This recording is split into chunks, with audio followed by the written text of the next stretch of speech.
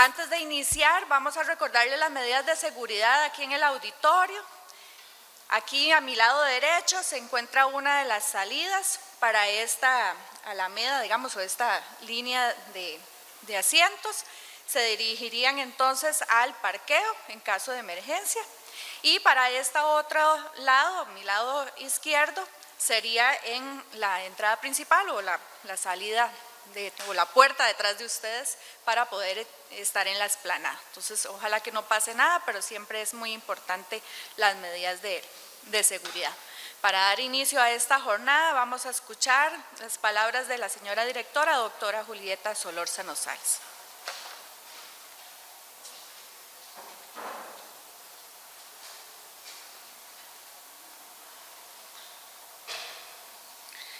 Muy buenos días, estimados estudiantes, personas graduadas, personal docente y administrativo de la Escuela de Orientación y Educación Especial. Hoy arrancamos con las segundas jornadas de investigación, docencia y acción social. Nos vemos en la U. Nosotros, esta unidad académica, tiene 14 proyectos de investigación. Dentro de esos 14 proyectos de investigación hay 2 observatorios temáticos que ustedes seguramente han escuchado. Uno de esos es el de educación inclusiva y el otro es el de equidad. Todos esos proyectos son interdisciplinarios. A nivel de acción social tenemos 11 proyectos diversos, dentro de los que se encuentran TCUs y proyectos de educación continua, y en docencia tenemos un proyecto en específico que hoy van a poder subir a verlo con la sala multisensorial y la cámara GESEL. Pero ¿por qué hacemos unas jornadas de investigación, de docencia y de acción social? Bueno, resulta ser que nosotros somos carreras acreditadas, orientación y educación especial, como ustedes lo saben. Y en las consultas realizadas al estudiantado, en el año 2022, en la carrera de educación especial, el 54% de los estudiantes, es decir, la mitad de la población estudiantil, dice que no había participado en alguna actividad extracurricular o complementaria durante su vida estudiantil, y solo un 22% dice que conoce esas actividades. Pero por dicha, los que asistieron dijeron, un 83%, que fueron actividades muy funcionales para su formación y para su práctica profesional.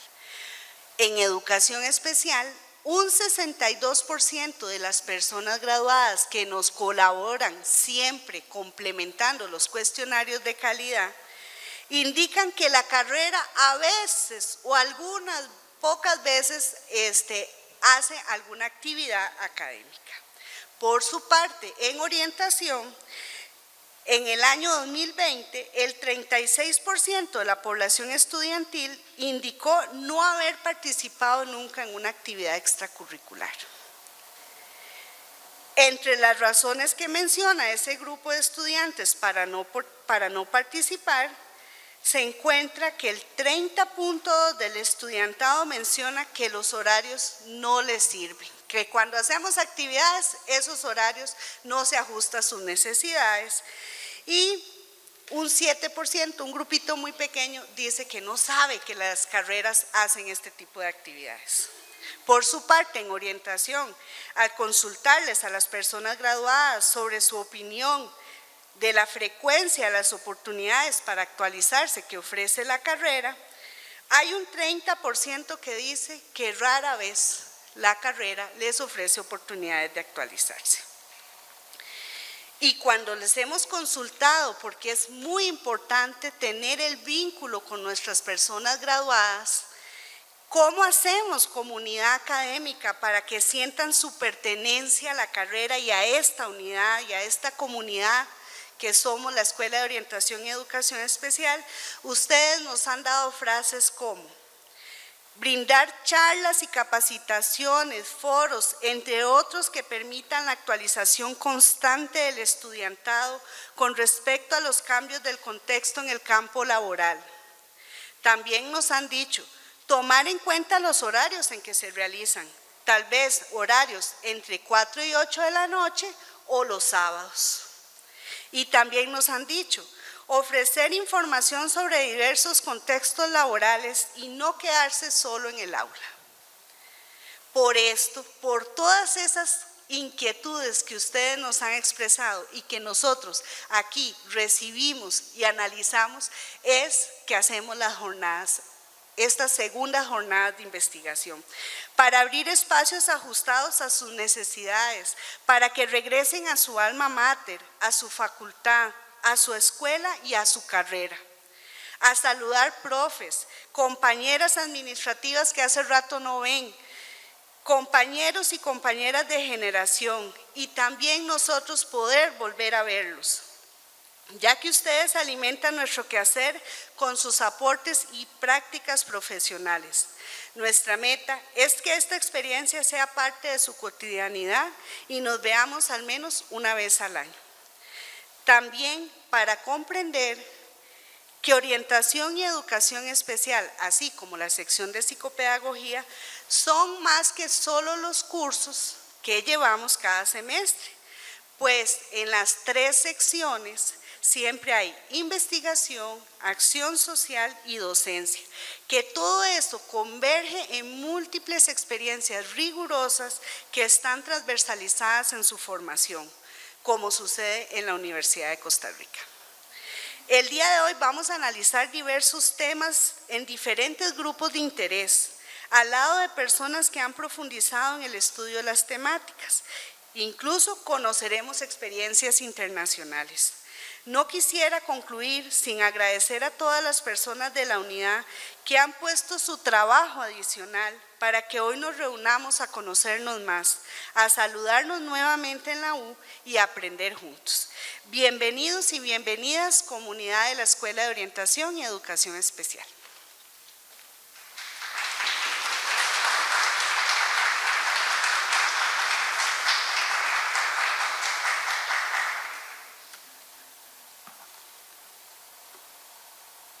A continuación, vamos a escuchar la conferencia Acompañamiento vocacional de las personas estudiantes con antecedentes migratorios, aportes pedagógicos inclusivos. Esto va a ser a cargo del doctor Mauricio Navarro Bulgarelli. El doctor Mauricio Navarro Bulgarelli es bachiller y licenciado en Ciencias de la Educación con énfasis en orientación, máster en Administración Educativa por la Universidad de Costa Rica, doctor in Mind, Gender and Language por la Universidad de Nápoles Federico II de Italia. Además fue orientador en colegios secundarios por 12 años y actualmente es profesor de la Escuela de Orientación y Educación Especial desde el 2013 hasta la fecha. También ha trabajado en la Oficina de Orientación, en el CASE y en el CO. Vamos a escuchar. Les recuerdo que al final va a haber una pequeña espacio de preguntas, es bastante pequeño para poder avanzar en la jornada. Entonces, si alguno tiene alguna consulta, nos entregaron un foldercito y ahí viene una hojita blanca, entonces apúntenlo ahí para que podamos ir recopilando las preguntitas o alguna duda que tengan y al final hacemos en ese espacio las consultas. Adelante. Muchas gracias, Liz y compañera. Gracias a todas las personas. Bueno, buenos días. Un gusto, de verdad, saludarles. Gracias a todos y todas pues, por estar acá para esta jornada. Y bueno, sí, ya me presentaron. Creo que la mayoría me conoce. Decir también que soy docente ex becario. Eso quiere decir que la UCR me becó para poder hacer mis estudios doctorales en extranjero. Creo que esto es muy importante. De hecho, lo puse en la filmina porque estar aquí para mí primero es un honor, ¿verdad? Agradezco mucho a la señora directora por la invitación y a toda la comisión organizadora. Y segundo, es una responsabilidad, ¿verdad? Porque es la primera vez que voy a exponer mi trabajo doctoral en español, imagínense ustedes, y aquí en Costa Rica. Entonces, pues es una gran responsabilidad de devolverle un poquito a la U, pues lo que ha invertido en mí, ¿no? En estos años. Es que no quería dejar de decir eso. Y bueno, esto en efecto, bueno, la señora directora me ayudó a ponerle nombre en español, ¿verdad? Y le pusimos acompañamiento vocacional de las personas estudiantes con antecedentes migratorios, aportes pedagógicos inclusivos. Este es el original, ¿verdad? Contarles que yo hice mi doctorado en Italia, en un país evidentemente que habla italiano, pero lo hice en inglés, es decir, fue entrevistas, grupos focales, autobiografías escritas en italiano y todo lo que es la investigación pensada, analizada y escrita en inglés. Entonces, digamos, la portada original de la defensa de tesis, The Guidance Received by Young People with a Migratory Background who Attend University During Their Secondary School Trajectories in Italy. Entonces, este es el original. Luego es una traducción medio contextualizada, medio tropicalizada que hicimos. Quería decirles esto también para explicar que lo que voy a hacer ahora es un esfuerzo, pero no es tan sencillo, ¿verdad? Porque traducir algo que fue digamos, elaborada, una investigación elaborada en un país que se habla italiano y que fue escrita en inglés, pensada en inglés y presentarla en español, no es tan sencillo, ¿verdad? No es una cuestión de traducción literal de palabras, ¿verdad? Sino es una traducción contextual, ¿verdad? Una traducción cultural, una tropicalización, y hay cosas que no se pueden tropicalizar. Pero entonces yo lo voy a exponer, primero, porque es una responsabilidad, y segundo, con una invitación. Porque yo creo que la tentación podría ser, para algunas personas presentes, podría ser, bueno, esto no tiene nada que ver con Costa Rica. Yo creo que sí, ¿verdad? Yo creo que mucho, pero alguien podría pensar así. Si alguien tiene esa tentación durante la exposición, mi invitación es a que vaya más allá de esa tentación, que la supere y trate de alzar la mirada y diga, bueno, ¿qué están haciendo en otras latitudes, en educación en general y en orientación en específico? ¿Y qué de eso me puede servir o nos puede servir para Costa Rica? Bueno, mucha introducción. Vamos a lo que venimos. Entonces, bueno, ¿cómo es la orientación en Italia? Muy diferente a Costa Rica, es lo primero que tengo que decir. En Italia, para ser orientador, o lo que llamamos counselor en inglés, ¿verdad? Hay que ser psicólogo, esa es la primera diferencia. Hay que tener una formación específica en psicología y el Colegio de Profesionales en Psicología supervisa el uso indebido. Es decir, nadie puede llamarse counselor si no está adscrito al Colegio de Psicólogos. Esa es una gran diferencia. Segundo, pero existe otro, digamos, una palabra que en italiano se llama orientamento, que podría ser traducido como orientación, ¿verdad? Resulta que esta palabra tiene más que ver con el guidance, no tanto con el counseling, pero con el guidance en inglés, ¿verdad? Entonces, el guidance, que es otra posible traducción a orientación, es una práctica, eso sí, reconocida como eminentemente pedagógica. Y por tanto, quienes están encargados de brindar esta práctica son los profesionales en educación. Entonces, ven qué interesante. Yo me adscribo a investigación desde el guidance, no desde el counseling. Entonces, esto es una primera aclaración muy importante que hay que hacer. Ahora, no obstante lo anterior, no es común que en los colegios secundarios donde yo desarrollé la investigación haya un profesional en orientación, como si es común en Costa Rica y en Estados Unidos, por ejemplo. Sin embargo, existe el Ministerio de la Instrucción de la Universidad de la Ricerca, que sería como el homólogo del Ministerio de Educación, es el MIUR, por sus siglas en italiano, que dice que cada profesor de secundaria, entre sus funciones, tiene la función orientadora.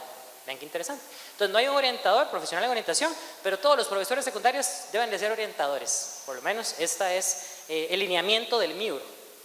Entonces, ¿cuál es el orientador de las profesoras y profesores en Italia? Pues nadie lo tiene muy claro, en realidad. O sea, no está muy estructurado ni está tan reconocido, pero está en el papel y está en los lineamientos del MIUR. Entonces, deberían de hacerse, pero no está tan claro. Y normalmente lo que existe es una persona, un profesor, una profesora, que porque le interesa el tema, porque se siente realmente llamado, pues funge, ¿verdad? Como orientador, como orientadora, siendo profesor o profesora, y tal vez a lo mejor, y en el mejor de los casos, un grupito que le acompaña.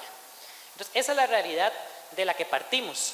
Yo quería darles unos datos generales sobre cómo son las trayectorias de los migrantes, de las personas migrantes en Italia, porque desde ahí es de donde partimos, para ubicarnos, ¿no? Contextualmente. Por ejemplo, la repetición por ciudadanía. Ven que en los italianos en secundaria la repetición es muy baja, 14.6. En los no italianos, pero nacidos en Italia, porque acá hay una diferencia. Aunque usted nazca en Italia, no quiere decir que sea italiano, porque tiene que tener padres o madres, padre o madre italiana para ser italiano. Es decir, es por sangre, no es por lugar de nacimiento. Entonces existen personas extranjeras, aunque nacieron en Italia, son extranjeras, y el nivel de repetición es el 29%, vean que ya lo duplica. Pero en quienes no son italianos y además no nacieron en Italia, es el 38%. Vean que es mucho más elevado. Después, en cuanto a la asistencia a la escuela secundaria, bueno, existen dos escuelas secundarias en Italia. middle school y high school, ¿verdad? Digamos que sería como más o menos middle school, más o menos sexto grado hasta noveno, y high school más o menos décimo hasta duodécimo, ¿verdad?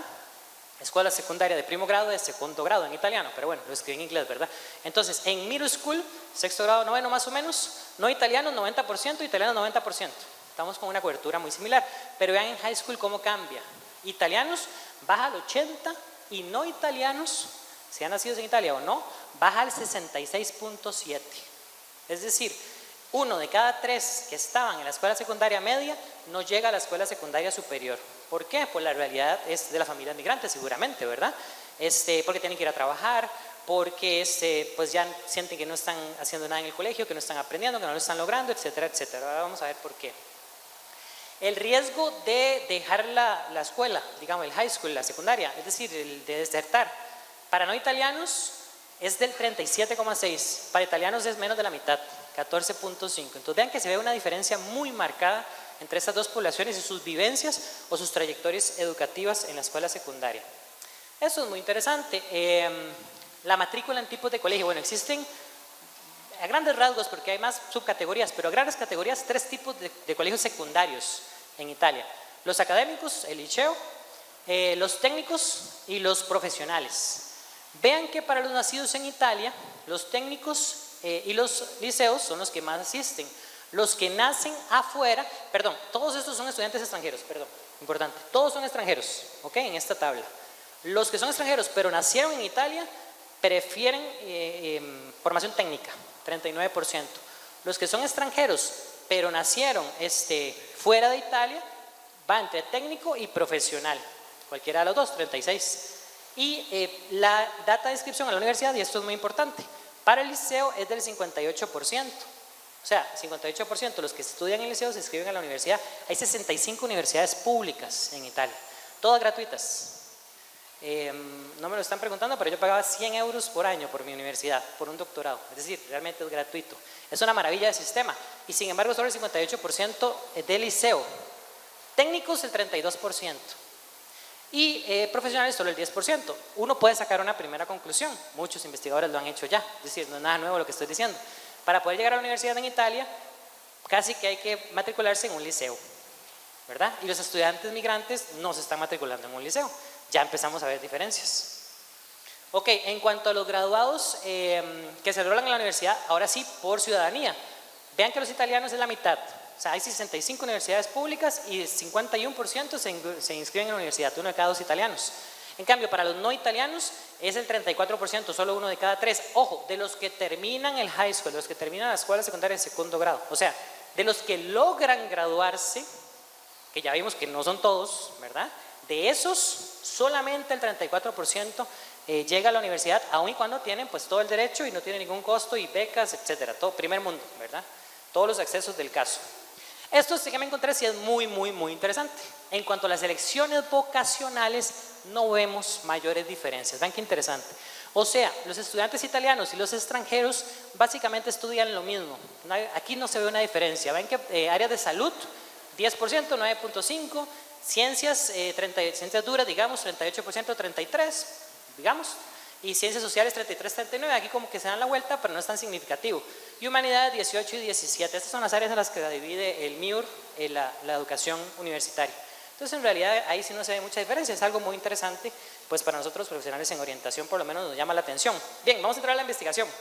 Entonces yo me planteé 2 preguntas, de nuevo, esto es una traducción, vamos a ver si, ¿verdad? Pero digamos en español sería, ¿cuáles fueron los significados que las personas estudiantes con antecedentes migratorios que están en la universidad le dan a sus experiencias escolares en relación con la orientación recibida o el acompañamiento recibido en la escuela secundaria? O sea, yo me fui a investigar a aquellos que sí logran llegar a la universidad y que están ahora en la universidad. Bueno, ¿qué fue lo que hizo la diferencia en relación a el acompañamiento, digamos, orientador que recibieron en secundaria? Esta era como la primera gran pregunta de investigación.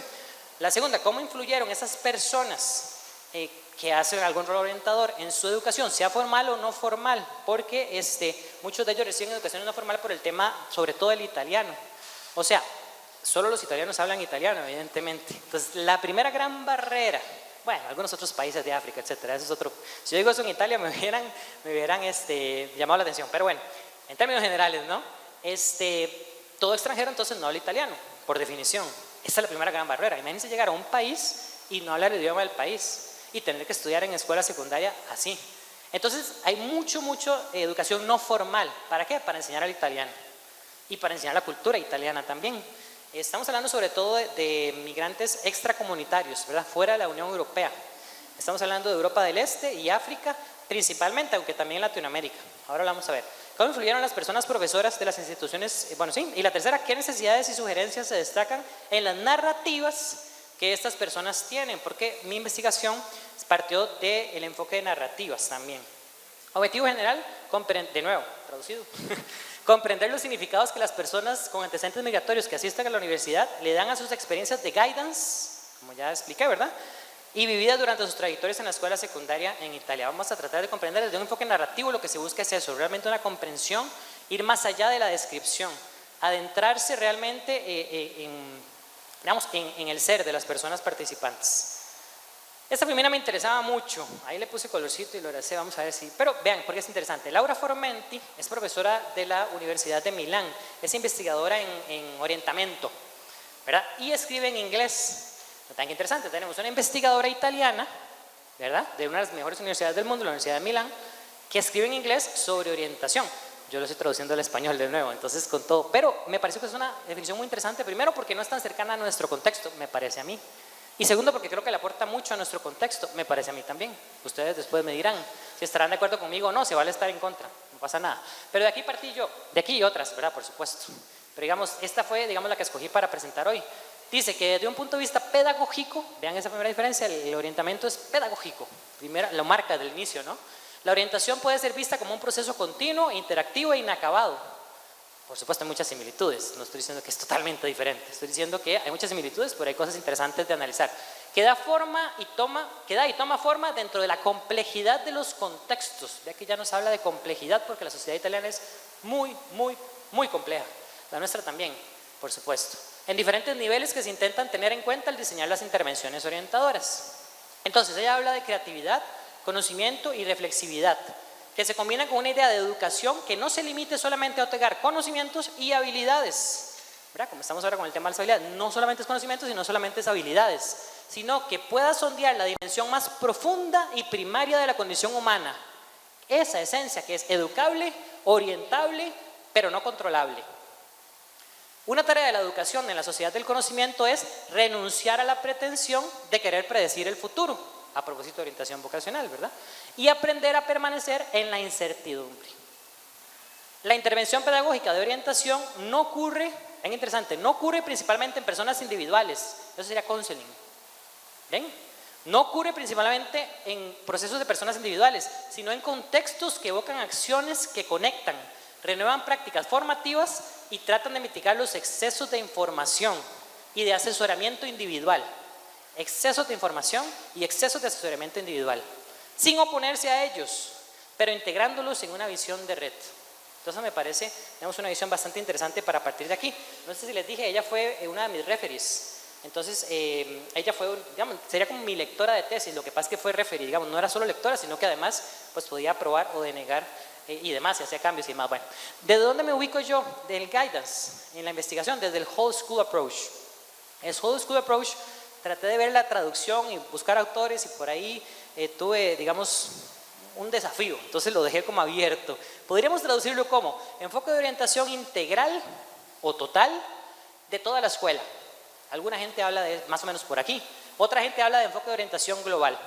En síntesis, en español se ha escrito poco y no está tan claro lo que se ha escrito sobre el Whole School Approach, pero desde aquí es donde yo parto, que se escribe mucho en inglés. Y bueno, voy a darles dos citas de dos autores, digamos, principales de este enfoque de orientación. Gisbert, que dice que el Whole School Approach to Guidance está diseñado para crear un ambiente escolar positivo, acogedor y afectuoso, de que hablamos ya de inclusión, ¿verdad?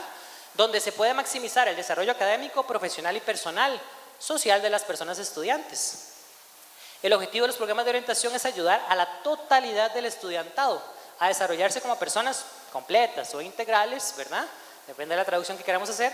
Adquirir las habilidades para la vida necesarias para ser estudiantes, trabajadores, familiares y ciudadanos productivos. Lo puse entre comillas porque no me convenció tanto esa palabra, pero bueno, así la traduje. La perspectiva del desarrollo humano que sirve como base para identificar el conocimiento, las habilidades y las actitudes de orientación para que las personas estudiantes necesitan dominar, se llama desarrollo de carrera, Life Career Development. Es una traducción libre, una traducción mía, ¿verdad? Entonces, las disculpas del caso, alguien de pronto lo podrá hacer más exacto si es profesional en traducción, ¿no? Luego, Hui, que en realidad es el autor medular de este enfoque, nos habla, desde el 2002, nos decía que la noción del Whole School Approach puede verse como una forma de currículo de orientación para el desarrollo personal, social, vocacional y afectivo de todo el estudiantado, donde se tienen que involucrar pues la planificación, o sea, la administración escolar, y donde nos centramos en el clima escolar positivo. Bueno, de aquí partí. ¿Para qué? Para hacer una metodología que creo que podría ser interesante compartir a grandes rasgos, porque la idea es compartir los resultados, ¿verdad? Entonces, principalmente fue un estudio principalmente cualitativo, aunque tuvo una parte cuantitativa, pero principalmente cualitativa, dentro de un paradigma, una gran sombrilla interpretativa. Aquí pueden ver los autores en los que me baso. Y su metodología medular fue la Grounded Theory, que sería como la teoría fundamentada, ¿verdad? Esta sí estoy seguro que es la traducción correcta. La teoría fundamentada. Entonces, que consiste en un análisis que no solamente es descriptivo, no solamente es interpretativo, sino que también es relacional. O sea, la teoría fundamentada da los tres análisis, el descriptivo, el interpretativo y el relacional. Y aquí están los autores principales, por lo menos en los que me basé. Desde ahí se analizaron los datos para descubrir que las prácticas pedagógicas positivas y la orientación / acompañamiento, el guidance, que fue brindado a esos estudiantes de origen migratorio, que contribuyeron ¿a qué?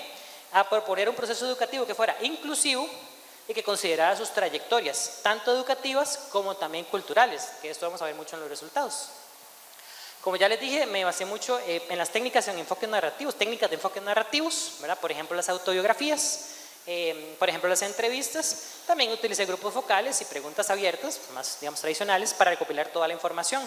Toda esta gama de información la analicé en un software que se llama En Vivo, y la estructuración teórica muestral, que es algo medular en la teoría fundamentada. Vamos a ver, la teoría fundamentada lo que es un enfoque cualitativo de investigación, pero ojo, que busca hacer generalizaciones. Y aquí ya uno se le hace como un cortocircuito, ¿verdad? Porque a veces uno siempre le han dicho, no, es que lo cualitativo no hace generalizaciones. Bueno, la teoría fundamentada busca hacer esto. Entonces, como lo busca hacer, hay una serie de pasos. Pero uno de los más importantes es la saturación teórica, que es la que más cuidado tenemos que poner. Quiere decir que cuando ya la población es el número, no digamos exacto, porque es cualitativo, pero el número adecuado, sería la palabra, el número adecuado para sentir que ya los nuevos informantes me van a decir básicamente lo mismo. O sea, llegué a un punto donde todos me van a decir lo mismo. No hay un número, pero digamos los autores principales dicen que es muy difícil llegar a esa saturación con menos de 12 casos, no personas. Porque por cada caso se le hacen varias técnicas. Por ejemplo, a cada caso, que fueron las personas migrantes, yo le apliqué la autobiografía, el grupo focal, la entrevista, etcétera, etcétera, ¿verdad? 12 casos mínimo, dice la teoría. Difícil llegar con menos de 12 casos, muy difícil. Promedio, se atreven a decir, entre 15 y 20. Entonces, más o menos ese es el promedio. Yo me sentí muy bien porque llegué a la saturación con 15 estudiantes y 14 docentes. Entonces, yo creo que sí la pegué, ¿verdad? Porque por lo menos andaba cerca de lo que dice la teoría. Y entonces ya si haces un buen análisis de los 3 niveles, puedes empezar a hacer teoría a partir de aquí. Con menos es muy difícil. O sea, con 4, 5, 6 participantes, definitivamente no podemos hacer generalizaciones. Eso dice esta teoría. ¿Cómo fue que yo escogí el muestreo intencional? Vean, qué traducción más mala, intencional, ¿verdad? No crean que se me olvidó el español, no, pero intencional. Entonces, los estudiantes de ciudadanía no italiana, entonces, que se encontraran estudiando en el momento que se hizo la investigación en una universidad en Italia, y que además hayan estudiado al menos un año o más en la secundaria en Italia, o sea que no hayan llegado directo a la universidad, sino que hayan pues migrado antes y hayan hecho por lo menos un año de formación secundaria. Y los profesores de secundaria, mi ideal, mi sueño platónico era que fueran los que fueron mencionados por esos estudiantes, pero ahí se vino la pandemia y se complicó todo, y solo pude contactar a 2 de los que los estudiantes mencionaron. Entonces ahí tuve que recurrir al plan B, que era de que por lo menos fueran profesores de secundaria que tuvieran experiencia con poblaciones similares, ¿verdad? De trabajar con población migrante, de origen migratorio. Bueno, aquí está la tabla de resumen de los participantes. Como ven, son 5 participantes. Esas son las universidades, el género, los países de proveniencia. Ven que tenemos muchos de Ucrania, de Gambia, de Senegal. Tenemos de El Salvador 2, que uno de ellos me escribió la autobiografía en italiano. Ven qué interesante, aunque es salvadoreño. Y la entrevista también fue en italiano. de Marruecos, de Malí. Y bueno, aquí están las técnicas que se les aplicaron y la fecha en las que se aplicó cada una de las técnicas. Esos son los docentes, fueron 14 docentes. ¿De qué son profesores? Porque recuerden que no hay orientadores, ¿verdad? Entonces, de filosofía, de historia, de inglés, de italiano, de matemáticas, de filosofía fueron los que más me colaboraron, interesados en el tema, de educación especial y bueno, y de inglés. Entonces, a grandes rasgos, porque no es la idea, pero para dar una pincelada de lo que es un diseño desde esta teoría fundamentada, bueno, se propone que hay 3 tipos de codificación, esto no es muy extraño a lo que hacemos normalmente. La codificación abierta, que es línea por línea y trata de identificar categorías relevantes. Segundo nivel, codificación axial, donde las categorías ya se van especificando, ya se van desarrollando y se van relacionando, interconectando. Aquí viene un punto medular en el diseño, y es los memos y las preguntas teóricas. Los memos son como recordatorios que el investigador va teniendo, que tiene que apuntarlos todos en el momento que los va teniendo, ¿verdad? Una lista. Al final yo tuve una lista como de 90 memos más o menos. Que luego, a la par de lo que estás categorizando, tenés los memos que son como tus ideas, tus eurekas, tus intuiciones, que como persona investigadora tenés, que te van a servir de mucho, porque a partir de ahí es que vas a sacar la teoría. Y las preguntas de la teoría es, bueno, ¿qué creo que me va a decir la teoría? ¿Cómo relaciono? Pero, digamos, de manera muy intuitiva, muy inicial. ¿Cómo voy relacionando la teoría con esto? Ojo, que teoría fundamentada dice, en el estricto dogma del asunto, que usted tiene que entrar al campo sin ir a la teoría. O sea, usted primero va al campo, recoge los datos, analiza y luego se devuelve a la teoría. Nuestra formación, ¿verdad?, nos dificulta hacer esto. Pero entonces, estas preguntas usted las va haciendo para que después, cuando esté analizando, usted se vaya a la teoría a contestar sus preguntas. ¿Ven? Esa es la intención. ¿Ok? Y los pasos que se deben cumplir, bueno, perdón, y la codificación selectiva, que es cuando ya carece la categoría central, la core category, la categoría central, que es la que nos va a ayudar a relacionar con todos los demás. Y es tanta la información que nos vamos a quedar aquí para hacer nuestra teoría. O sea, no es una teoría súper grande la que vamos a sacar, es de algo específico, que va a salir en lo que se llama la categoría central. Se debe cumplir la saturación del muestreo, como les dije. También el método de comparación constante, todo se tiene que comparar con todo, ¿verdad? Interrelaciones, y es donde los memos nos ayudan, porque nos ayudan a hacer comparaciones constantes, cuestionamiento teórico y sistematización de esos memos en las 2 primeras fases, en la abierta y la axial, para poder llegar a la selectiva. Generalización conceptual, o sea, léalo bien, o sea, lo leyó bien, lo escuchó bien. Generalización conceptual. Vamos a hacer teoría, o al menos hacer conceptos a partir de lo que analizamos y a partir de qué, pues de esa categoría central. Bueno, eso es un diseño un esquema de lo que fueron los 3 años de investigación, más o menos qué hice en los 3 años. Simplemente como para presentarles el proceso, por razones de tiempo, pues no creo que podamos andar mucho en eso, pero bueno. Yo, por ejemplo, en el 2020 hice un State of Arts y ya me dijeron, pero no tenías que hacerlo porque es teoría fundamentada. Bueno, por lo menos me lo publicaron, me ayudó para eso. Pero uno viene con la UCR, lo primero estaba la cuestión, no, aquí no había que hacerlo, ¿verdad? Bueno, eso es una anécdota nada más, una anécdota que me costó muchos meses, por cierto. Pero bueno, ese es el proceso. Esto es un ejemplo del esfuerzo que se hizo de que la mayoría me habló en italiano, excepciones, una salvadoreña que me habló en español y me escribió en español, y un africano que me escribió en inglés la autobiografía, porque ellos escribían una autobiografía de sus vidas en Italia. Entonces, pues excepto esas 2, valga la redundancia, excepciones, todos me escribieron y me hablaron en italiano. Entonces había que hacer una biografía en italiano de toda esa información construida por este servidor y luego traducirla al inglés porque la tesis era en inglés. Entonces, bueno, cada uno, eso es un extracto, ¿verdad?, de una. Y llegamos a la categoría central. Entonces ahí les puse el dibujito, ¿verdad?, en inglés, y hice el esfuerzo por traducirla, ¿verdad?, porque era central y medular. De nuevo, disculpas por la traducción, de pronto alguien podrá tener mejores traducciones que yo, por eso los que están en inglés de pronto vean mejor el que está en azul, ¿ok? Pero para todos los demás, entonces la toma de conciencia por parte de las personas docentes sobre su función orientadora sería como le llamé a la categoría central. ¿Con qué? Con 4 aspectos en específico. 1, las necesidades particulares de esta población particular, que son los estudiantes de origen migratorio. 2, las necesidades vocacionales, pero en general, de toda la población. 3, las intervenciones pedagógicas que la persona docente había desarrollado. Y 4, las relaciones o interacciones con sus estudiantes.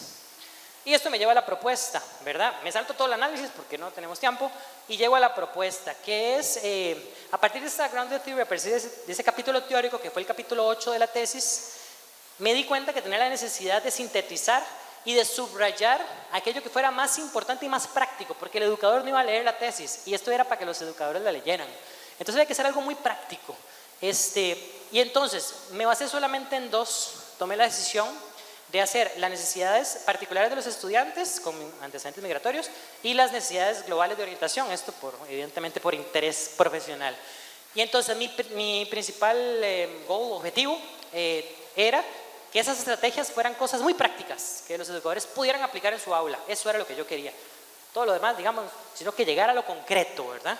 Y para eso me basé, por supuesto, en la teoría que había sacado, por supuesto, que utilicé la metáfora súper utilizada del puente, ¿verdad? Súper utilizada en educación, o sea, no hice nada nuevo ahí, pero además fui a más teoría, o sea, me alimenté de más teoría, ¿verdad? Y también, por supuesto, pues mi experiencia profesional, porque como ya se dijo, pues fui por más de 12 años orientador en colegio, entonces pues creo que tenía que aportar, podía aportar ahí también. Y todo eso me llevó a hacer un booklet, un panfletito, digamos, un panfletito formativo que le puse ese nombre. Bueno, ahorita le vamos a ver la portada en español. El intento de traducción en español sería: la enseñanza como constructora de puentes, líneas guías para el docente, para la persona docente sería la forma correcta de escribirlo ahí, ¿ven? En su función orientadora de acompañamiento vocacional y de inclusión, ¿ok? Entonces me hacen dos puentes, este es el primero, que tiene que ver con el material de construcción, son las herramientas pedagógicas para ir de un lado al otro y devolverse. ¿Entre qué? Entre las tradiciones originarias del país, de las familias de origen, y las tradiciones de la cultura local, en este caso Italia. ¿Por qué? Porque la persona migrante está dando ese paso constantemente, en Navidad, en Pascua, en vacaciones, en semana de exámenes, en semana universitaria, ¿verdad? En los cumpleaños, etcétera, etcétera, etcétera. Es decir, en la muerte de un ser querido. Siempre está haciendo ese puente entre las tradiciones de su pueblo, de su familia de origen y lo que está viviendo en ese país. Entonces, ese puente hay que hacerlo. El docente o la enseñanza, la docencia en general puede ser un puente entre estos dos aspectos que son tan importantes en esas personas en particular. Entonces, primera conclusión, no hay necesidad de tener una pedagogía específica para aplicarle con poblaciones con antecedentes migratorios. Esto es inclusión, ¿verdad? O sea, no es que voy a hacer esto para los migrantes y esto para los no migrantes, no. Si yo tengo una pedagogía inclusiva para todo el estudiantado, por default voy a incluir también a las personas con antecedentes particulares, como podría ser la migración. Ahora, las personas estudiantes, bueno, ya les dije que usan ese puente de un lado a otro, y esto es muy importante. No es necesario que tomen una decisión, porque muchos docentes en Italia querían que tomaran la decisión y se los decían. Bueno, usted está en Italia, ¿va a ser como Italia o no? Aquí estamos en Italia y se hace como se hace en Italia. Esto no es necesario. O sea, la persona migrante, y hablamos también de puentes religiosos, por ejemplo. Algunas de esas personas no eran católicas ni cristianas en un país eminentemente cristiano como Italia, y eran musulmanas, por ejemplo. Entonces, no es necesario tener que renunciar a una cultura para poder incluirse en otra. Y eso es una de las cosas más importantes que hay que insistir con los docentes. La diversidad, en cambio, debe celebrarse en el trasfondo cultural, en el género, en los intereses vocacionales, en la pasión, en las habilidades académicas, etc. Cada persona es diversa, porque por lo que nosotros como docentes estamos invitados a celebrar esta singularidad y a verlo como un enriquecimiento de nuestras escuelas. ¿Cuáles son esas necesidades? Bueno, la primera, aprender italiano. Es el principal desafío. Esta es la puerta de entrada para todo. También, en muchos casos de los que yo encontré, han vivido episodios xenófobos y raciales, tanto en la escuela como en los barrios donde viven. Y hay muchas heridas que trabajar ahí, muchísimas heridas. Pero hay otra herida muy fuerte, y es la separación de la familia. ¿Por qué? Porque para hacerlo legalmente en Italia o en la Comunidad Europea, normalmente la figura de la madre, el padre, algunos, pero casi siempre la madre, tiene que irse sola a ese país y tratar de legalizar su situación 3, 4, 5, 6 años, y luego cuando su situación está legal, ahora sí se puede traer a sus hijos. Muchos de estos casos los dejaron recién nacidos con la abuela, 1 año, 2 años, 3 años, y se reencontraron en Italia a los 10 años de esta criatura, ¿verdad? Los que decidieron traérselo legal, ¿verdad? Evidentemente están los que se los traen ilegal, pero rapidito los sacan, ¿verdad? Pero rapidísimo. Ustedes no tienen idea de lo efectivos que son. La policía migratoria en Europa es muy, muy eficiente. Bueno, evidentemente, todos sabemos por qué, o podemos saber por qué. Entonces, esto produce heridas emocionales muy fuertes, en una edad muy temprana. Y en cuanto a su identidad, ellos no se sienten ni de aquí ni de allá, ¿verdad? Ni de Italia ni de Marruecos, ni de Italia ni de Ghana, ni de Italia ni de Ucrania. Sin embargo, tienen la necesidad de sentirse parte de algo, como todos tenemos esa necesidad, todos y todas. Incluso en algunos casos, que son los más dolorosos para mí, tienen la necesidad de rechazar o avergonzarse de sus raíces culturales. ¿Para qué? Para parecerse y sonar más italianos. Entonces yo rechazo mi cultura de origen o la de mi familia, lo hago por decisión propia, muy entre comillas esto, ¿verdad? Por decisión propia, para poder ser aceptado en esta sociedad. Y a veces, esto también es muy fuerte, los procesos de admisión en las universidades son muy diferenciados. Algo muy sencillo, por ejemplo, en mi universidad en Nápoles, la Federico II, que me tocó a mí porque yo también era estudiante migrante, en otras condiciones, pero también era estudiante migrante. Algo tan sencillo como matricular o pagar la mensualidad de 100 euros se podía hacer en línea para todos los italianos, pero yo tenía que hacerlo presencialmente, ir a una oficina que habría solo como 3 horas por día, 3 días a la semana, y que había que hacer fila, etcétera, etcétera. Cosas que todo el mundo hacía de la comodidad de su casa por internet, que duraba 5 minutos, yo me llevaba toda la mañana. Bueno, a mí me tocó como estudiante migrante. Bueno, yo les tocaba esto y cosas mucho peores que narraban en sus autobiografías. Y bueno, muchas veces lo que reciben en orientación vocacional, en guidance, son consejos estandarizados. Usted viene de África, su familia está aquí recogiendo papas, o tienen no sé, son ayudantes en una panadería. Ese es su destino. Sálgase del cole y váyase a lo sumo a un colegio profesional para aprender a ser panadero, a lo sumo, ¿verdad? Y si no, pues deje el cole y váyase a trabajar. De por sí usted no tiene futuro aquí. ¿Para qué va a pensar usted en inscribir a la universidad? Consejos estandarizados para población general, ¿verdad? Sin importar su realidad vocacional o no. Vean, les cambié el color de la firmina y todo, ¿verdad? Para que se despertaran. Los que no me han puesto atención hasta acá, despiértense, por eso les puse blanco, porque esto era lo importante. Todo lo demás era la introducción. Era la introducción y me quedan como 5 minutos para lo importante. Entonces, las estrategias educativas que las personas docentes, esto era a lo que llegamos. Bueno, ahora sí, esto es lo que yo traté de aportar a los docentes, en Italia en particular, pero creo que aplica para todo el mundo. Esa es mi esperanza. Entonces, crear espacios en donde todo el estudiantado pueda compartir tradiciones culturales de su entorno familiar, ¿verdad? No sea como la docente aquí en San José que le dijo a la niña que no estábamos en Limón, ¿verdad? Es decir, esto no es tan lejano a Costa Rica tampoco, ¿verdad? Celebrar las fiestas con tradiciones internacionales, combinando prácticas locales con expresiones culturales presentes en la escuela, ¿verdad? Bueno, una tropicalización sería la independencia, ¿no? De Centroamérica, no solo de Costa Rica. Por ejemplo, por poner un ejemplo en el tapete, ¿no?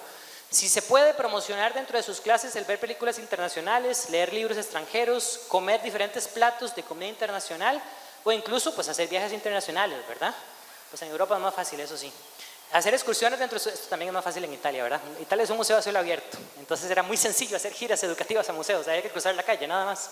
Pero bueno, este tipo de giras a lugares culturales e históricos, lugares famosos de la ciudad, ayudan mucho para abrir la mente de todos los estudiantes, para sentirse integrados y para ver más allá, ¿verdad? A nivel vocacional son muy importantes. Y las actividades extracurriculares, donde los estudiantes puedan participar. ¿Para qué? Para sentirse parte de algo, como esta jornada donde decía la señora directora, bueno, los estudiantes decían que no formaron parte. Bueno, formen parte, a los estudiantes que están ahora, quiero decir, para que se sientan parte de la U, parte de esta comunidad. Pues esa misma lógica, ¿no? También se puede utilizar la educación por pares, que es muy utilizada, es decir, un estudiante migrante mayor que le ayuda a uno menor, ojalá del mismo país o la misma zona, ¿verdad? Porque para ellos, primero que todo, Centroamérica no existe, ¿verdad? Primero que todo, ¿verdad? Solo existe Sudamérica, y Sudamérica es de México para abajo. Y así lo enseñan en los libros de texto, yo lo vi. En los libros de texto de estudios sociales dice que existe América, es Canadá, Estados Unidos y Sudamérica.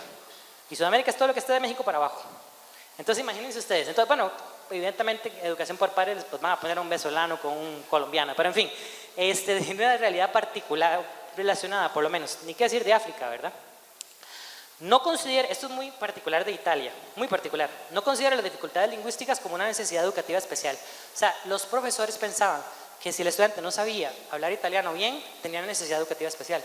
No, tiene que aprender el italiano, que es diferente, no es una necesidad educativa especial, ¿ok? Y ayuda a las personas estudiantes no solo a aprender habilidades de comunicación en el idioma local, sino a sentirse pues incluidos en ese país. Las clases de refuerzo, ¿verdad? Son muy bien valoradas. Haga trabajo de redes con los profesores de idioma, en este caso idioma italiano, sea los de la escuela como los de las instituciones no formales, que les dije, iglesias, asociaciones, fundaciones, ONGs, tienen mucha escuela no formal para aprender el italiano y la cultura italiana. Sea consciente de su discurso, porque muchas veces caemos en ese discurso, usted como extranjero y nosotros como locales. Y esto creo que aplica mucho para Costa Rica también. Entonces hay que ser consciente de estas palabras que hieren, que excluyen, ¿verdad? Y etcétera, que despiertan heridas, ¿verdad? Que no están sanas, etcétera, etcétera. Eso es muy importante, el léxico que utilizamos es muy importante. Y si poder promover expresiones, bueno, en lenguaje no verbal. Entonces, era muy interesante, sobre todo los profesores de filosofía, vieras cómo lo presentaban. Su estrategia pedagógica era talleres de arte, música, donde como no había que hablar en italiano, sino desde el ser, se lograban integrar muy bien estos estudiantes. Muy interesante, muy interesante. Vean ahí el bombillo, ¿verdad? Alerta, alerta. Promover discursos de sentimiento de ciudadanía del mundo, no ciudadanía italiana, ciudadanía global. Por ahí hay una conversación interesante, ¿verdad? Que algunos dicen, bueno, ciudadanía global sin ciudadanía local. Es una discusión muy interesante, pero yo soy de los que apuesto por la ciudadanía global. O sea, somos ciudadanos del mundo. Sí, bueno, vivimos en Costa Rica, estamos de acuerdo. Ellos viven en Italia, estamos de acuerdo. Pero hay que abrir ese panorama, por lo menos así lo planteo, ¿no? Es como estimulando diálogos interculturales en las clases, no dando consejos estandarizados, como ya les dije, y prestando atención a pequeños detalles, como podría ser la distribución del espacio, que ya solo en eso podríamos ver cómo nos está excluyendo un estudiante, porque tal vez se le deja en la esquina de atrás, delegado al resto de compañeros, no se le da el espacio de adelante, cosas tan pequeñas como esas, que el docente puede controlar de manera muy sencilla. Ven que esas cosas son muy prácticas. Eso es lo que tome conciencia, por eso se llama la categoría tomar conciencia. Relacionar temas y ejemplos de su asignatura con los ejemplos de las personas que habitan ahí. Es decir, si podemos hacer un poquito de investigación de cómo es la cultura de ese país, y cuando damos el problema de matemáticas o el ensayo de español, y podemos proponer temáticas acordes a esa cultura, eso es inclusión. Y es muy sencillo. ¿Ven? Preguntarle a los estudiantes con antecedentes migratorios si necesitan ayuda para conocer cómo funciona su ciudad. Por ejemplo, algunos estudiantes que entrevisté no saben cómo funcionaba el metro en Nápoles. El metro es el principal fuente de transporte y no sabían cómo funcionaba. Por lo tanto, no podían, se les dificultaba mucho. Bueno, es que no podían. Se les dificultaba mucho transportarse dentro de la ciudad, porque es una ciudad pensada para el metro y no sabían usarlo. Entonces, este tipo de cosas, y claro, los profesores están en su materia y nadie se le ocurre explicarles y nadie lo va a hacer, ¿verdad? Entonces, es parte importante de la inclusión. O, por ejemplo, cuando habían alerta meteo que llamaban, que esto fue muy común en los años que estuve por allá, por los frentes fríos, huracanes, todo eso, entonces se cierra la escuela por 3, 4 días. Los estudiantes migrantes no se daban cuenta y llegaban a la escuela y todo estaba cerrado y nadie estaba ahí, porque no sabían cómo darse cuenta de este tipo de cosas. Entonces una profesora me decía, yo lo que hice fue un grupo de distribución en WhatsApp, ¿verdad? Donde los tenía ellos y les ponía que mañana no va a haber clases, que por los próximos 3 días no va a haber clases, y se los mandaba, ¿verdad? Y ya con eso, pues yo por lo menos sentía que, y algo tan sencillo, ¿verdad? Porque en Italia resulta que a las 10 de la noche en el noticiero, bueno, pero a las 10 de la noche Italia es como a las 6 de la tarde acá, ¿verdad? En la cultura de ellos, pero a las 10 de la noche en el noticiero decían, no va a haber clases por los próximos 3 días, y esa era la forma de comunicar, y todo el mundo se daba por enterado. No había correos correos bien circulares, nada. Televisión Nacional a esa hora, que era el central, y todo el mundo se daba por enterado y nadie llegaba a la escuela. Pero evidentemente la familia migrante que no ve ese noticiero no se da cuenta. Entonces son pequeños detalles que hacen la diferencia. Comparta con sus colegas las prácticas que cree que son excepcionales, que son positivas, y de esa manera podemos seguir generando, ¿verdad?, como pequeños focos de luz, ¿verdad?, para que la escuela sea cada vez más inclusiva. Este es el segundo puente, que es el tomar decisiones significativas, desde la escuela media hasta la secundaria, desde la secundaria hasta las opciones postsecundarias, sea universidad, trabajo, intercambios, etc. Bueno, vocación, ¿verdad?, que lo que insisto mucho yo en el tema de vocación, este llamado interno o externo, que las decisiones pueden ser vocacionadas, o sea, pueden responder realmente a un llamado, no solamente a realidades del mercado, etc. Bueno, eso ya es para otro contexto. Pero entonces las necesidades vocacionales, y los que son estudiantes míos pues ya me habrán escuchado hasta la salvedad de eso, entonces no los canso más con eso. Pero las necesidades vocacionales que encontré en este estudiantado, vean que no es tan diferente a las nuestras. Explorar la historia de vida y descubrir cómo pueden tenerlo en cuenta para construir su futuro, comprender la influencia que tienen las voces externas, así le llamé, voces externas, sus familiares, sus padres, madres, compañeros, docentes, etcétera, internet, redes sociales, descubrir esa voz interior que los puede guiar, de nuevo nos remite al tema de vocación, obtener un profundo autoconocimiento de sus intereses, vivir tantas experiencias como se pueda, arte, ciencia, voluntariado, deportes, porque muchas veces la vocación se vive en el voluntariado. porque la realidad de vida no me permite estudiar y trabajar en eso, pero sí puedo hacerlo desde el voluntariado, por ejemplo. ¿Ve? Es una necesidad vocacional. Tengo que trabajar recogiendo papas, por ejemplo, muchos migrantes, ¿verdad?, en la zona de Campania, porque es lo que puedo y lo que tengo que hacer. Pero por un voluntariado que puedo hacer, puedo satisfacer esa necesidad vocacional. ¿Ven? Entonces son cosas interesantes. Estimular juicio crítico, conocer diversas realidades del mundo y cómo se sienten llamados a una visión emancipadora, prosocial, ¿verdad?, que es por lo menos la que yo procuro, digamos, mi filosofía que está detrás de mi investigación. Superar la idea de decisiones permanentes de vida y aprender a ser flexible en las elecciones, porque el mundo es incierto, el mundo es cambiante, lo que decía la autora Formente del inicio. Superar el poder predecir el futuro, todo lo contrario, aprender a moverse dentro de la incertidumbre. Reducir el aburrimiento, la frustración y la sensación de pérdida de sí mismo, porque pues, las depresiones, los cuadros depresivos, ¿verdad?, los intentos de autolesiones, etcétera, intentos suicidas, está creciendo cada vez más, ¿verdad? Nos decía, ya no me acuerdo ni quién, en algunas conferencias de estos días alguien nos decía esa parte de la falta de esperanza. Ya me acordé quién, en la conferencia, pero era para la maestría. Igual, un colega italiano que invité nos decía que él, que trabaja con universitarios en Nápoles, veía como cada año crecía el sentimiento de desesperanza en los estudiantes universitarios. Desesperanza, no hay esperanza, no hay futuro, no tiene sentido, ¿verdad?, la vida. Entonces hay que superar, hay que desarrollar esto, ¿verdad?, desde orientación vocacional. Y bueno, acceso a información actualizada y relevante, comprender cómo se relaciona lo que van a escoger de pasar de la escuela media a la escuela secundaria, que sería en nuestro caso homólogo más o menos, la decisión de 9º a 10º, ¿no?, de la ciclo diversificado, cómo esto le puede afectar para sus decisiones post-diversificada, post-11º o 12º, ¿verdad? Entonces, desde 9º tratar de visualizar eso, lo cual es muy difícil a esa edad, pero bueno, ese ya es otro tema. Y bueno, para que las decisiones sean significativas en sus transiciones académicas. Proponer actividades extracurriculares, ya lo dije. Ferias, ¿verdad? Programas de voluntariado, intercambio. Bueno, porque entonces se proponían ferias para que la gente pudiera ver dónde podía participar. Y entonces, claro, este voluntariado, este intercambio, esta organización comunal, me puedo integrar ahí. En la escuela no me siento integrado, pero me integro por ahí, ¿verdad? Entonces una feria de la escuela que promovía esto era muy interesante. Y bueno, la didáctica orientadora, que lo que busca es que en una materia que no sea orientación, una asignatura que no sea orientación, se pueda desarrollar objetivos de orientación. Por ejemplo, el profesor de español o de inglés o de italiano en este caso, que quiere desarrollar una exposición en esa lengua o un ensayo. Bueno, que lo haga a partir de los intereses de los estudiantes. ¿Cuál es mi interés? ¿Qué quiero hacer en el futuro? ¿Qué realidades veo en mi alrededor que me llaman la atención y quisiera ayudar pues, a aportar mi granito de arena para? ¿Ven? Entonces, si cumple el objetivo, digamos, de la materia, que es aprender a redactar en inglés, exponer en inglés, pero también se cumple un objetivo orientador, que es el autoconocimiento, el conocimiento del medio, el análisis del medio. ¿Ven qué interesante? Entonces, se puede unir las dos cosas sin hacer mayores esfuerzos. Resolución de conflictos, cooperación, intercambios, autoconocimiento, conocimiento del mercado laboral, toma de decisiones, habilidades de comunicación. Se van a hacer muchas cosas y algunos docentes hacían algunas cosas en Italia que yo me encontré. Se puede hacer mucho en Costa Rica también, pero hay que dar ese paso, ¿verdad? Hay que dar ese paso. Las actividades como charlas TEDx, que por lo menos en Italia son un éxito, ¿verdad?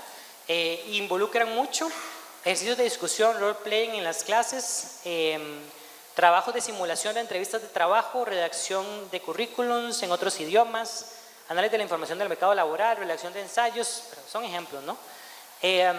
Estrategias narrativas, van en la misma línea, estrategias narrativas como pueden ser ensayos desde su autobiografía o desde historias de ficción, y aquí es donde enlazamos con el tema de la identificación con el personaje favorito de infancia, por ejemplo, que nos puede dar tanto en orientación vocacional, que a ellos les gusta tanto escribir sobre eso, o la saga de libros o película favorita, donde ellos están escribiendo sobre el libro, pero nosotros como profesionales sabemos que están escribiendo sobre ellos mismos y ellas mismas.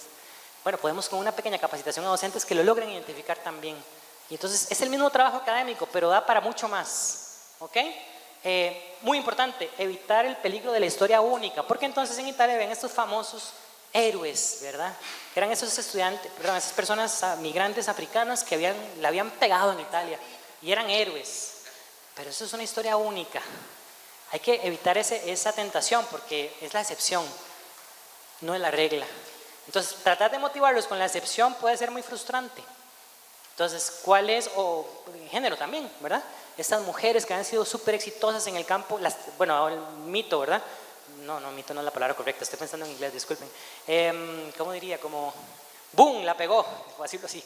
¡Boom! La pegó, me dicen ustedes la palabra en español. La astronauta italiana, la mujer astronauta italiana, que hace poco fue a una misión con la comunidad internacional, ¿verdad? Un ejemplo, una heroína. Claro, pero esa es la excepción. No toda mujer que quiera estudiar ciencias o ingeniería va a llegar a ser astronauta y va a llegar a la estación internacional. Entonces, motivar con esto se las trae. Entonces, hay que evitar, digamos, la historia única, eso es lo importante. Hay que mostrar esa historia, sí, pero hay que mostrar otras historias también, más sencillas, más cercanas a ellos. Como el estudiante que se graduó hace 3 años y que está en la universidad y que les venga a contar su experiencia y que es del mismo barrio donde ellos viven. Eso es algo cercano para ellos. Sí, la mujer astronauta también, pero también la mujer migrante que está estudiando ingeniería en la universidad y que lo logró, y que le está costando un huevo, perdón, que le está costando un montón, pero que lo está intentando. Ven, ponemos las 2 historias a la par. ¿Sí me explico lo que quiero decir con esto? Y aprovechar las conversaciones informales, esto es muy importante. Italia, al igual que nosotros, Italia es un país del sur de Europa. Ven, nosotros nos llaman Sudamérica, ellos son el sur de Europa, que es Portugal, España e Italia. El sur de Europa es bueno, primero fueron los colonizadores nuestros, pero eso es otro tema, pero digamos, se parece mucho a nosotros, ¿por qué será? Son cálidos, son cercanos, ¿verdad? Las conversaciones informales son muy comunes en Italia como son en nosotros. Bueno, un almuerzo en Italia dura 2 horas mínimo, entre semana. Un domingo dura 4 horas el almuerzo. Es una maravilla, es una de las cosas que más extraño, primero por la comida, pero también por ese compartir tan cálido que tienen los italianos, que tenemos nosotros también. En esos espacios donde se puede hacer mucho guidance, muchísimo, porque es el espacio informal. Ellos, si van a hacer una celebración, celebran Navidad en la escuela, por ejemplo, porque trabajan todo el año, ¿verdad? Entonces, celebran Navidad en la escuela, pero tienen este gran almuerzo desentendido, informal. Ahí se puede hacer mucho guidance. El docente puede aprovechar esos espacios para un acompañamiento vocacional más profundo y, si lo requiere, evidentemente, referir a un profesional en orientación. Lo que pasa es que en Italia son muy pocos y no están en la escuela. Y tratar con ustedes. Bueno, esto ya más o menos se lo dije, porque creo que se me está acabando el tiempo. Entonces, no, ya lo dije todo. Sí. Bueno, esa es la contraportada del folleto. Y muchas gracias. Ese es mi correo.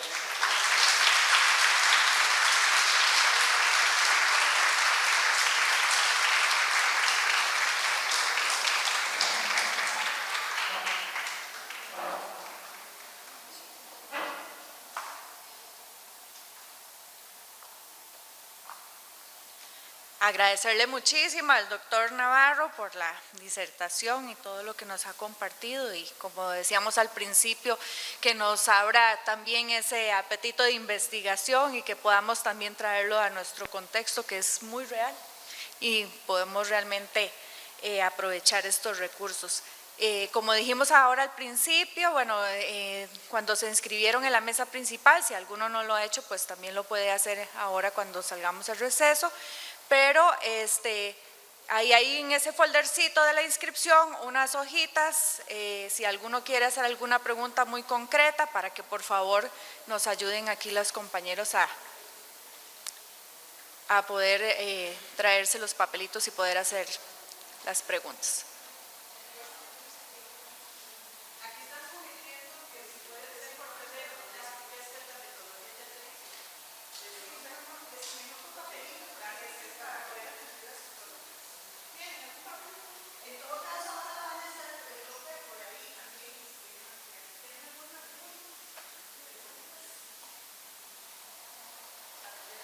Estamos.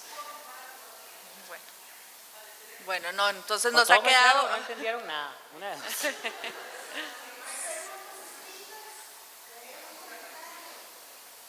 ¿Algún pequeño comentario entonces?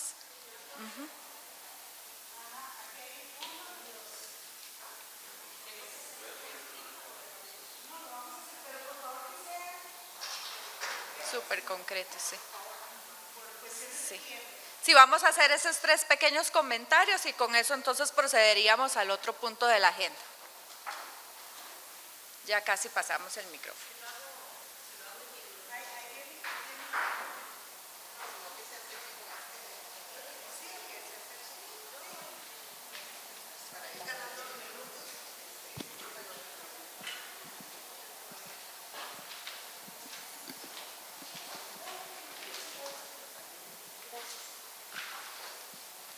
Bueno, buenos días y muchísimas gracias por la exposición y me imagino lo difícil que debe ser. Así para ser muy puntual, es una investigación que comienza con la idea de valorar acompañamiento vocacional, ¿cierto? Y me llama muchísimo la atención en las conclusiones y me encanta también la conclusión de no ocupamos pedagogías específicas, sino estrategias educativas inclusivas. Y terminan las conclusiones hablando de abordar la convivencia, es tal vez lo que más me llama la atención, que empieza como una investigación de acompañamiento vocacional y termina como con conclusiones sobre convivencia y esperanza, porque es una palabra muy recurrente. Yo lo que quería comentar y consultar fue la expectativa versus la realidad, si eso era lo que se pretendía encontrar o si fue elemento sorpresa, solo eso. No, escuchemos las tres. Bueno, gracias a Evelyn por estar acá y por la pregunta. No, fue sorpresa, ¿verdad? Sí, venía con una idea muy inicial, muy marcada, ¿verdad? Y evidentemente se me fue por otro lado, pero eso es lo rico de la teoría fundamentada. Y es que no tenés cómo manipular los datos, digamos, no tenés cómo. ¿Por qué? Porque es que tus conclusiones van a salir realmente de lo que te dé la población y no sabes qué es, todo es sorpresa. Y esto fue lo que me dio la población, ¿verdad? Entonces, para mí sigue siendo orientación vocacional, pero eso es otro rollo, ¿verdad? Pero no era lo que esperaba, ¿verdad? Pero sí también muy satisfecho con esos resultados y sobre todo porque yo me topé con una visión muy pedagógica de la orientación que me gustó mucho y que nosotros aquí podemos rescatar. Claro que la tenemos, estamos en la Facultad de Educación, pero podemos rescatar muchas cosas que creo que a ellos desde ese punto de vista les da muchísimo potencial. Entonces fue una grata sorpresa. Gracias por la pregunta. Buenos días. No tengo preguntas, más un comentario como orientadora. Creo que no podemos decir que ninguna de tus conclusiones y trabajo no hay orientación ahí. Ahí está la orientación. De muchas cosas que decías, yo sí. Y eso se da en la Universidad de Costa Rica, eso se da en colegios públicos y privados, se da en el país. Entonces, cuando vos decías, bueno, ahí está contextualizado en un país que no somos nosotros, pero creo que es imposible no verlo. Y tenemos que aprender todas las personas que estamos aquí de eso, y muchas gracias.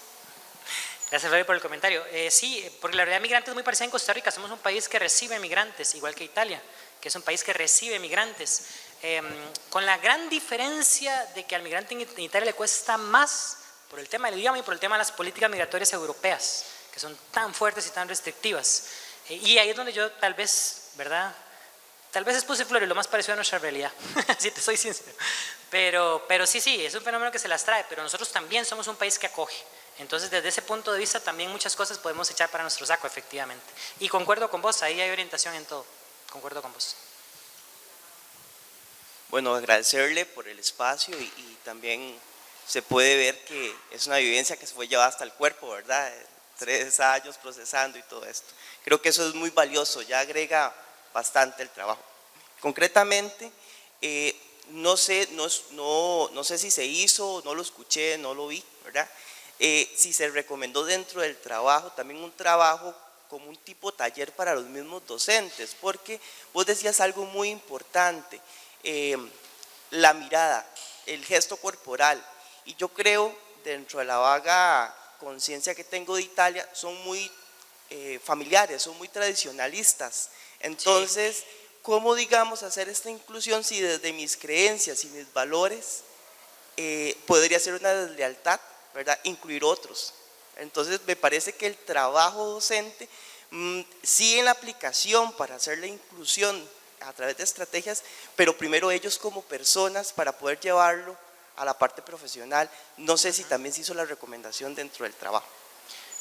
No, José, gracias por la pregunta. No es una recomendación concreta porque no es el objetivo de la teoría fundamentada, ¿verdad? Acuérdate que en un doctorado lo que se busca es hacer teoría. Sin embargo, lo que yo hice por mi formación, por lo que estás diciendo, es este pequeño booklet o digamos, panfleto, que la idea es que sea accesible en italiano, ¿verdad?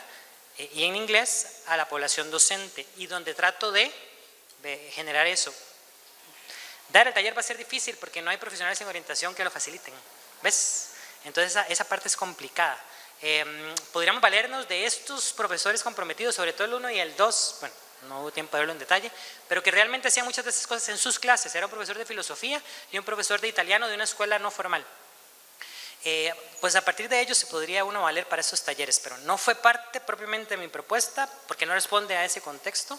Sí, son muy nacionalistas y además en educación son muy academicistas todavía.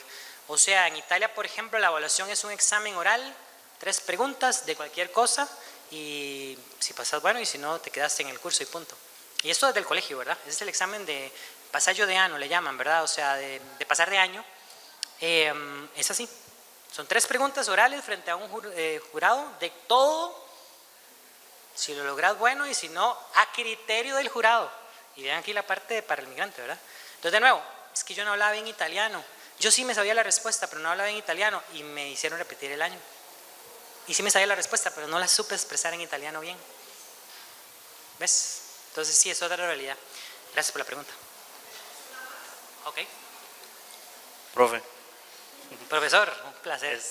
No, He de felicitarte. decir que Osvaldo me ayudó mucho porque, perdón, hago el comercial. Osvaldo había hecho teoría fundamentada, así es que yo, ¿verdad? Hicimos videollamadas y todo y me ayudó bastante en esta metodología. Así es que públicamente gracias, Osvaldo, por ese apoyo, desde acá hasta allá. No. Mucho gusto. Al final es muy bonito ver, más que un compañero, todos saben acá que Mauricio y yo somos amigos de hace muchos años. Y entonces, felicitarte por este esfuerzo, por estos resultados y por lo que va a seguir después, que es lo más importante. Y en el caso de la pregunta que te quería hacer es, muchas de las cosas que al final comentas son de tomar conciencia, efectivamente, como la categoría central que sacaste. ¿Cómo fueron recibidas estas recomendaciones? Porque muchos son de, a ver, cambiemos nuestra perspectiva de cómo estamos haciendo las cosas.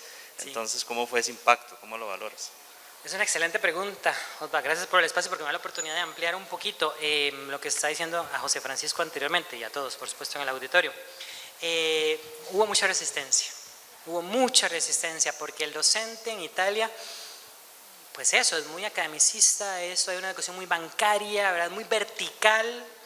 Este tipo de tarimas existe todavía en Italia, o sea, el aula donde es tipo auditorio y, bueno, en esta universidad también, ¿verdad? Pero ese es otro tema.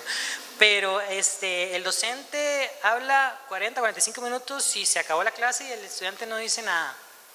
Ese es el tipo de educación que hay en secundaria en Italia, son muy academicistas. Por eso tienen los resultados que tienen, esto es discutible, ¿verdad? Italia es el país, una de las 7 potencias del mundo, ¿cierto? Uno de los 7 países más ricos del mundo, más desarrollados, es el primer mundo del primer mundo, ¿verdad? Y bueno, ellos dicen que mucho es por sistema educativo, un sistema educativo que evidentemente no es muy inclusivo, que digamos. Yo parte de la población migrante que era mi interés. Yo lo vi en carne propia, José Francisco, me dijiste en el cuerpo, yo lo vi en mi cuerpo, sí, claro, yo lo vi en carne propia. Yo tuve que hacer horas de fila bajo el sol con mi hijo recién nacido por trámites migratorios, en verano, en Nápoles a 42 grados, porque soy migrante. Bueno, era migrante. Entonces sí, lo vi con el cuerpo, créeme que sí. Sí, mucha resistencia. De la universidad no, de la universidad mucha apertura, porque la Universidad de Nápoles estaba sedienta por aprender de nosotros, sedienta por aprender de lo que hacíamos en Costa Rica en orientación, en educación, a tal punto que hice otras conferencias, muchas fueron compartidas, están en mi canal de YouTube si quieren verlas, pero compartiendo experiencias costarricenses en contextos italianos, hice varias porque me lo pidieron. Entonces está sedienta la universidad por aprender, vea qué interesante, de nuestra pedagogía. Pero ya a nivel de colegio, mucha resistencia. Y estos profesores, estos 14 profesores que logré conseguir, no creas que fue fácil. Ellos son la excepción. Y por eso yo quería acomodar un poquito de que esas luces se juntaran para que lograran un poquito más. Pero ellos la sufren todas las semanas en las escuelas, con sus propuestas inclusivas, atractivas, horizontales, más críticas. Son la excepción y son los bichos raros de la escuela en Italia, lastimosamente. Sí, gracias por la pregunta.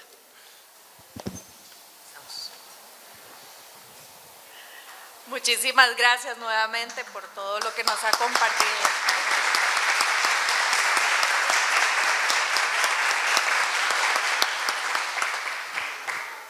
En su agenda que tienen en el folder, tenemos un espacio ahorita de 30 minutos, ahorita se los voy a explicar, pero después a las 10:45 vamos a los talleres.